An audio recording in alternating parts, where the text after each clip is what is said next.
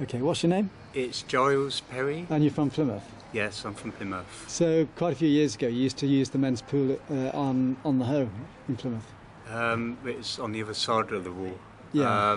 I was once swimming, diving off the wall, and I didn't see the scaffolding that was underneath the water. Yeah. And it knocked my neck back, and Crumbs. I was paralysed.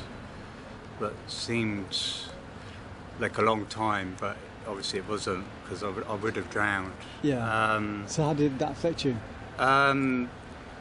Physically, I couldn't do anything for about 4 months. Yeah. But when I seen a doctor about my neck, all he offered me was cream for my neck. Yeah. And it seemed to get better in time. Yeah. So then a couple of months after, I had a chance to go to London and work. Yeah. Because my mum and dad had just moved up there. Uh-huh. And so for about 4 years I worked on a building site, and then through that I was moving about onto different firms working. Yeah. And then about 2006 my mum and dad decided I was going to move to France, so I decided to move with them. And it's a good experience for me because I love to pick up new skills, and I learned how to do tiling, plasterboarding and general building work. Yeah. And I loved that very much. Yeah. And it's great enjoyment. So whereabouts in France did you go to? I lived in Brittany.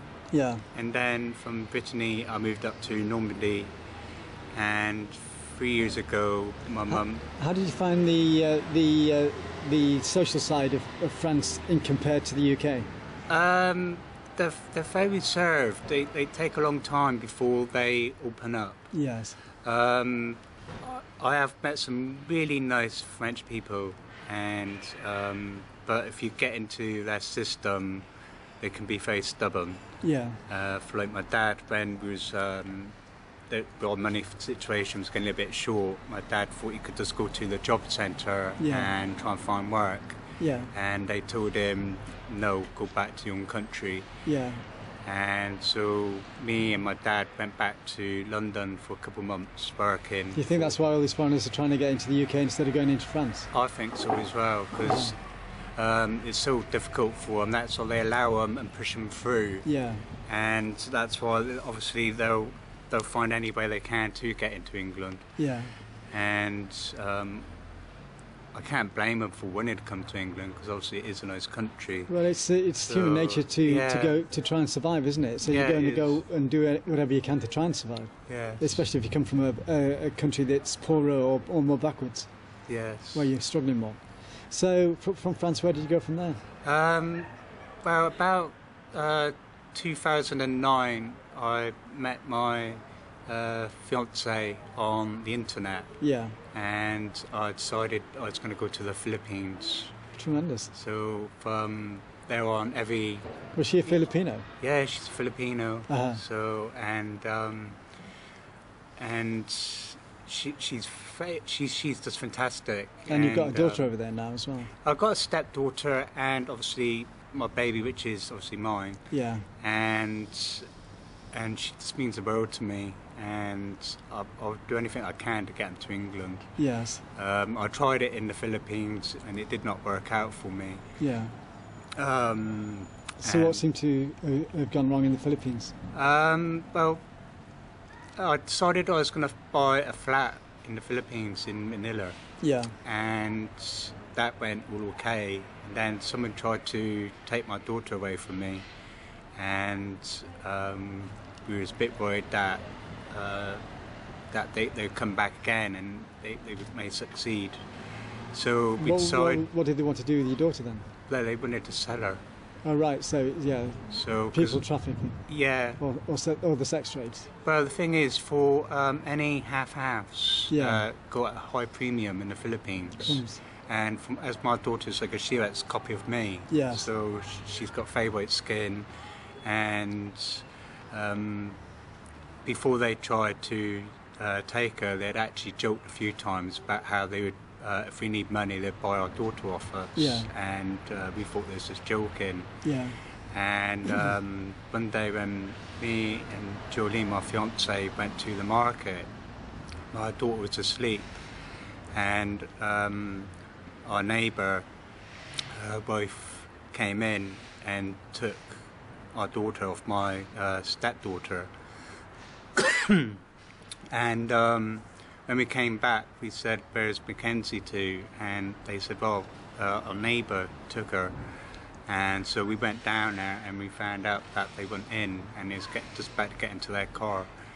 And we found out from someone else that it was actually gone to sell her. Yes. So we decided to, it was not safe, so that's why we decided to sell our flat that we had. Yes. And when we, the person that's buying the place off us, is only going to give us it in installments. And when we went there, we found out it actually had another buyer. Obviously, he's going to buy it for a lot more. And you were gazumped, basically. But it was our place. Yeah. But another buyer was going to buy it off the person that's buying it off us. Yeah. But the person buying it off us was only going to give us only X amount of money. Yeah. And we realised they was actually trying to rip us off. Yeah. So they had a load of money on the table, and they had a gun and a machete on the table. So me and my fiance looked at each other, and I just went over and grabbed the money, and then just walked out. And so we lost a couple 100,000 pesos, but at least we still had a good chunk of the money. Yeah. And so we moved out of Manila itself, and we got hit by the Orlando last year, and we lost a lot of our stuff. We wasn't in the direct hot zone of it, but we was on the edge, so we still got affected by it. And was that the storm? Yeah. Uh-huh. And so I had a decision whether to come back by myself, as the plane had been sent over from England, to go by myself.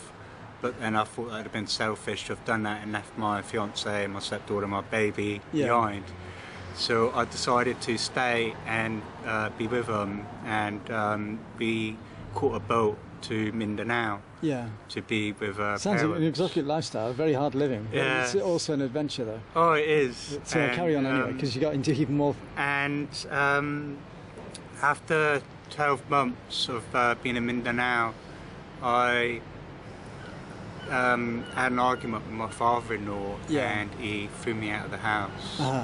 And so I ended up on the main street, and some Filipinos see me on the street and took me to a house because they said they could help me.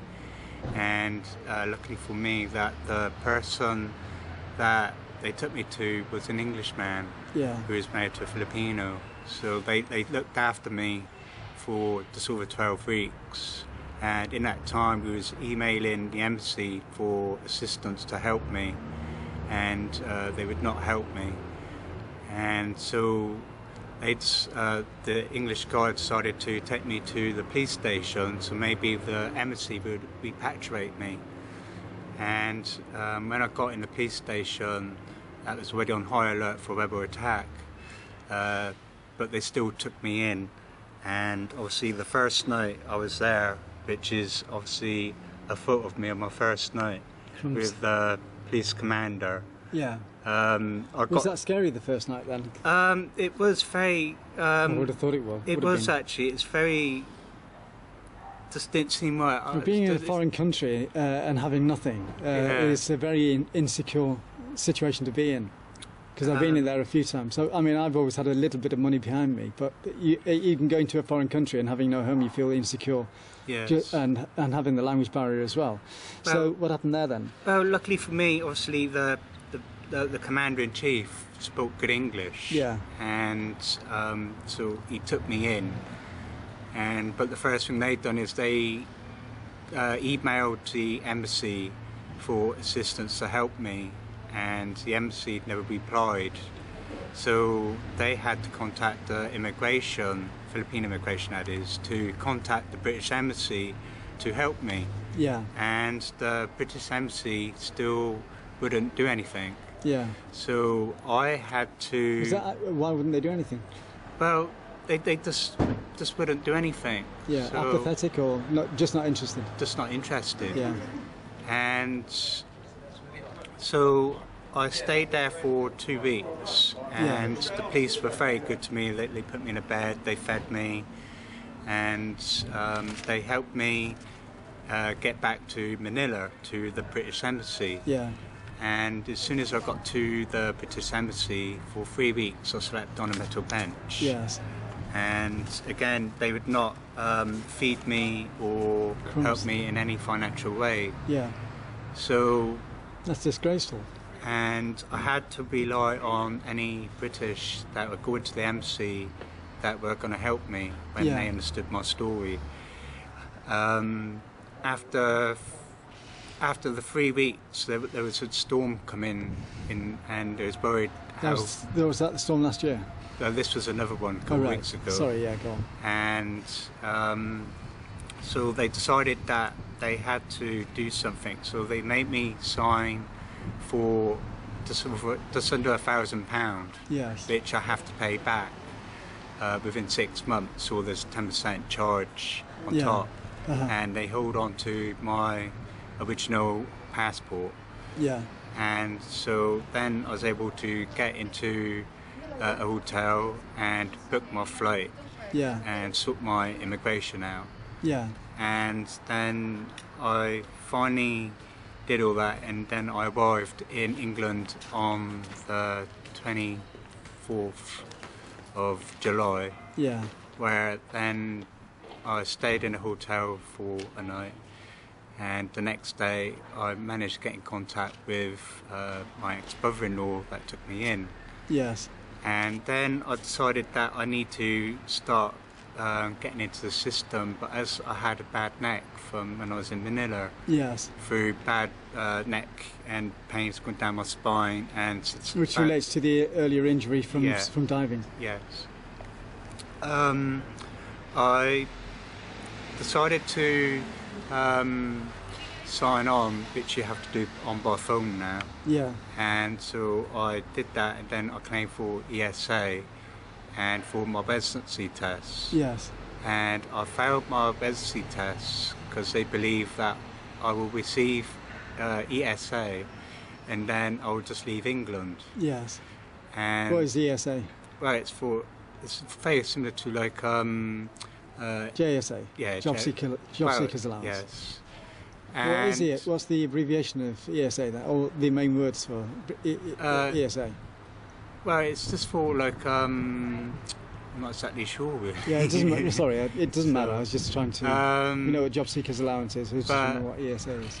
But I did sign on for job seekers to try and find work, and I found out as I'm doing residency tests again, I failed it again as well. So even if I do my job seekers, I will not be entitled to any money. Yeah.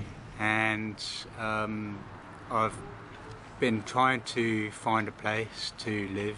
Yes. And I've been cooperating with PATH, but they cannot help me anymore until I receive benefits. Yeah, so you're in a catch-22. Yes, I am. And I do really need some sort of financial funds, because as there's obviously a new thing come out, which is a CSC card. Yeah. And all the work that I'm already looking for painting and decorating, labouring, and labouring, and even as a cleaner, got to have a certificate. You got to have this card. Yeah. And I don't have that card, and I have no financial means to get one. Yeah. And it's just very stressful. It's soul destroying. Everything in this country and the way it's run is soul destroying at the moment. It's targeting what in favour of a few and not at the rest of the population. Yes.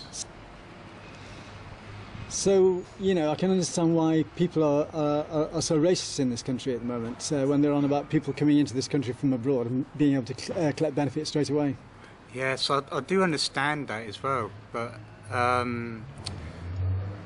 the system's got too messed up and complicated for a lot of people. I don't think they think things through properly. I think that's a lot of the problem. They just seem to go trigger hole on everything. I think so as well, because is catching normal British citizens out as well now. Yeah. Because I'm just one of them now. Yeah. That's come back into the country. Because you've got France that's got stronger boundaries on social security. Yes. Germany's quite weak, and a lot of Brits go to Germany, and so they all want to come to Britain because it's easier for them to get benefits than what it is the British. Yes. And it's not the fault of the foreigners, like we said earlier. You know, it's survival of the fittest. If you can get it, they'll go there.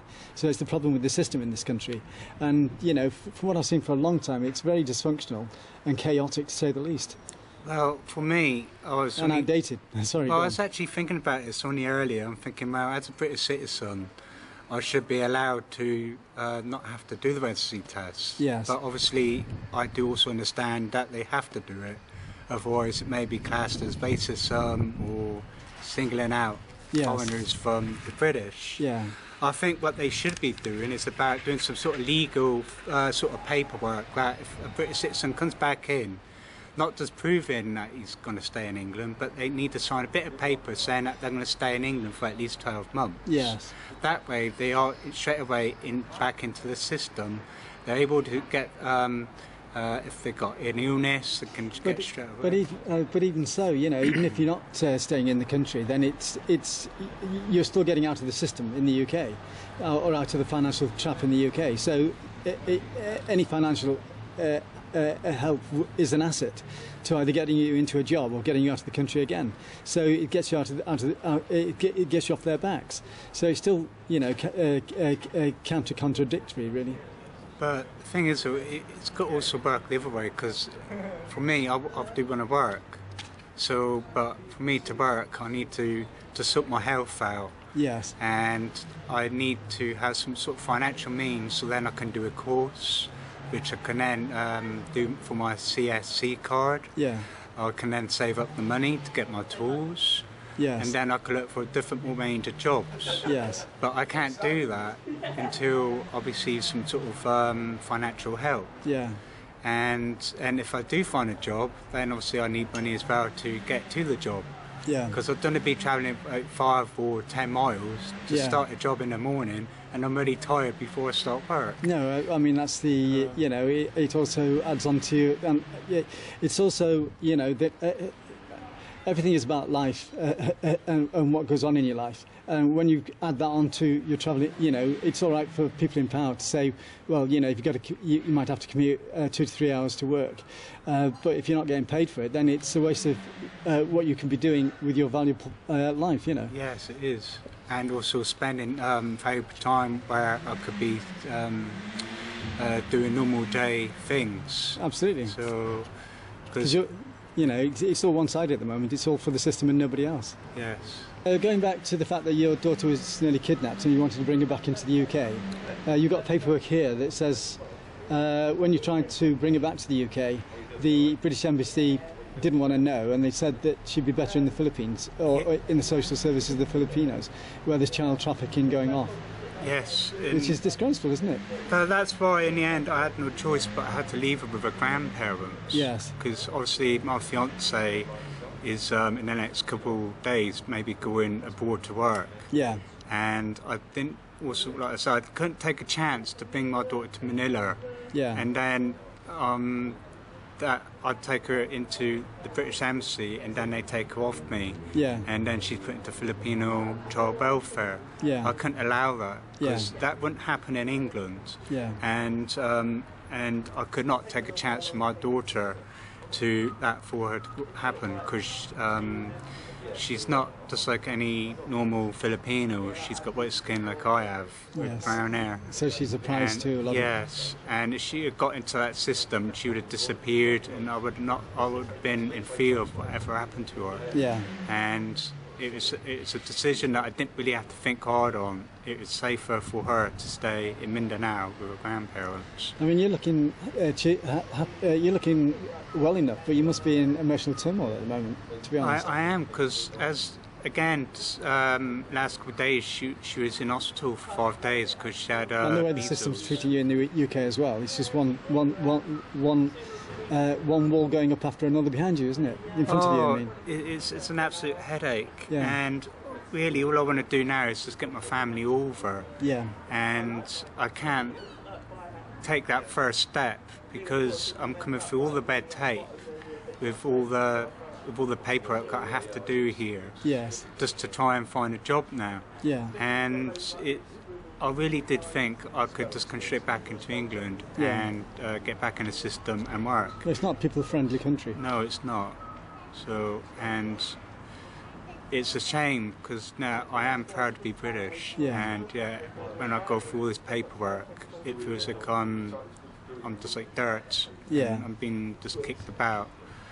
And well, 12 years in the RAF for me took my pride out of the UK altogether. You know, so it's just heartbreaking, and I just got to do whatever I can to get my family over to England. Well, hopefully this video will go a long way towards that. I hope so, because I've really trying to find work. Yeah. I have had a breakdown. Yeah. And it just feels like this country is just being messed up, and it's just politicians that don't seem to know what real reality is. They don't know, because most of them are public school boys that have brought a monoculture by system, so they've got all the theoretical sense and no practical sense whatsoever.